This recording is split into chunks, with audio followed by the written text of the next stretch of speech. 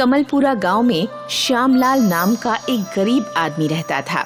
उसके परिवार में उसके अलावा उसकी पत्नी दीपा और बेटा हर्ष शामिल थे।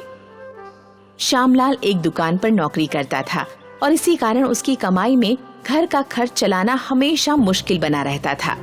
उसकी इसी गरीबी के कारण उसकी पत्नी और बेटा हमेशा छोटी छोटी चीजों के लिए भी तरसते रहते थे। पापा पापा देखो, मेरा बस्ता पूरा फट गया है, मुझे नया बस्ता ला दो। अरे बस्ता फट गया है तो अपनी माँ से इसकी मरम्मत करवा लो बेटा। आप भी हद करते हैं जी, देखते नहीं कि बस्ता पूरा फट गया है, अब भला इसकी मरम्मत कैसे हो सकती है। तो मैं क्या करूं दीपा, अभी तो मेरे पास पैसे नहीं हैं, जब आएंगे तो इसे नया बस्ता दिला दूंगा। हर्ष के लिए ये बात नई नहीं थी, क्योंकि जब भी वह कुछ मांगता था तो उसके पिता अपनी ऐसी ही मजबूरी दिखाकर उसका मुंह बंद कर देते थे। बस्ता तो बस्ता, उसके जूते और स्कूल यूनिफॉर्म तक ऐसे ही फटे हुए थे और स्कूल में सब बच्चे उसका मजाक उड़ाते थे। अरे हर्ष के जूते तो देखो, हवा महल बन गए हैं, जगह जगह खिड़कियाँ खुली हैं। और कपड़े तो देखो, इन्हें पहनकर तो ये किसी भिखारी का रिश्तेदार लगता है। तुम सब मेरा इस तरह मजाक मत उड़ाओ, मैं गरीब हूँ इसलिए मेरी ऐसी हालत है। किसी की गरीबी का मजाक उड़ाना सभ्य लोगों का काम नहीं होता, समझे। इसके कुछ दिन बाद दिवाली का त्योहार निकट आ जाता है और सब बच्चे दिवाली के पटाखों की चर्चा करने लगते हैं।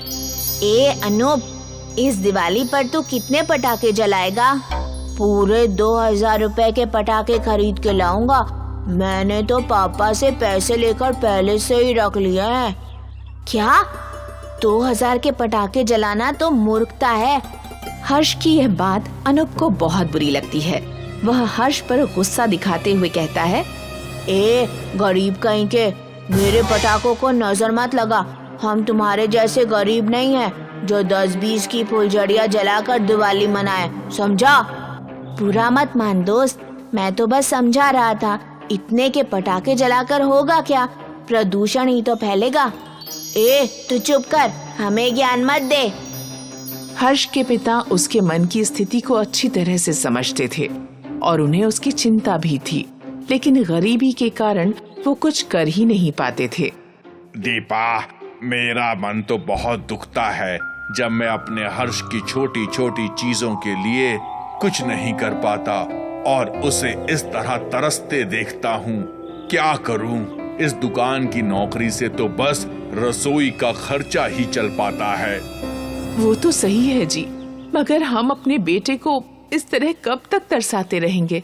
बस इस दिवाली के बाद ये नौकरी छोड़ दूंगा और फिर अपना खुद का कोई काम शुरू करूंगा। हर्ष अपने माता पिता की ये बात सुन लेता है और फिर उनसे कहता है, पापा आप अपनी खुद की बड़ी सी दुकान खोल लो, आपकी दुकान खूब चलेगी और फिर मुझे किसी चीज के लिए तरसना नहीं पड़ेगा। हर्ष की यह बात सुनकर श्याम और दीपा दोनों ही उसके भोलेपन पर हंसने लगते हैं और श्याम उसे समझाता है, बेटा, बिना पैसे तेरा बस्ता और जूते तक तो नहीं आ रहे हैं, भला फिर बड़ी दुकान में रखकर क्या बेचेंगे। पैसा पास होगा तभी तो दुकान के लिए सामान खरीद पाएंगे। अरे हाँ पापा, ये तो मैंने सोचा ही नहीं। बेटा, तू बड़ा होकर जब पैसा कमाएगा ना, तब इनकी बड़ी वाली दुकान खुलवा देना। ठीक है अम्मा। अगले दिन दिवाली आ जाती है और हर्ष की उम्र के सभी बच्चे पटाखों की दुकानों के आसपास मंडराने लगते हैं। यह सब देखकर हर्ष सोचता है, सब बच्चे पटाखे खरीद रहे हैं और मेरे पास तो पैसे ही नहीं हैं। मैं माँ से पैसे मांगता हूँ, अगर कुछ पैसे मिल गए तो एक रॉकेट तो खरीद ही सकता हूँ। यही सोचकर वह अपनी माँ के पास जाता है। माँ, मुझे भी पटाखे खरीदने हैं, मुझे पैसे दो। देख बेटा, मेरे पास ज्यादा पैसे तो है नहीं, बस ये 50 रुपए हैं, ये ले ले और इनमें जो पटाखे आए खरीद ले। हर्ष माँ से 50 रुपए लेकर जेब में रख लेता है और फिर पटाखों की दुकान पर पहुंच जाता है। मुझे 50 रुपए के पटाखे खरीदना है। अरे 50 रुपए में क्या आएगा? कोई एक पटाखा ही मिल पाएगा। एक रॉकेट तो मिल जाएगा ना? हाँ हाँ मिल जाएगा, लाओ 2 पैसे। दुकानदार के यह कहने पर हर्ष जैसे ही जेब में हाथ डालता है तो हक्का बक्का रह जाता है।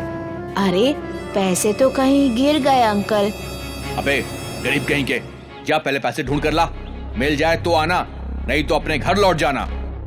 हर्ष बहुत ढूंढता है मगर पैसे कहीं नहीं मिलते। हर्ष रास्ते में बैठकर रोने लगता है और तभी वहाँ एक साधु आ जाता है।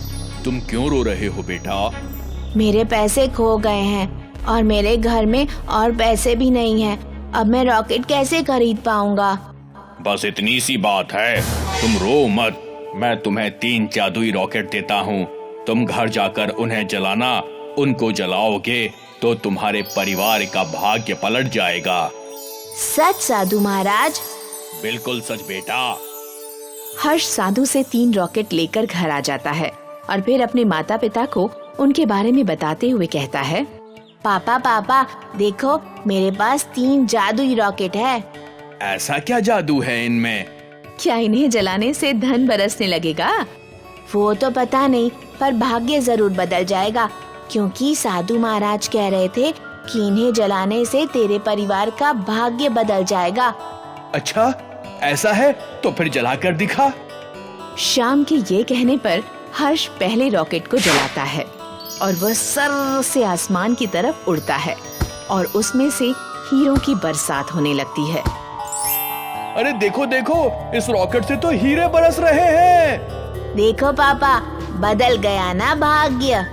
उसके बाद हर्ष दूसरा और तीसरा रॉकेट भी जला देता है। दूसरे रॉकेट से मोती बरसते हैं और तीसरे रॉकेट से सोना।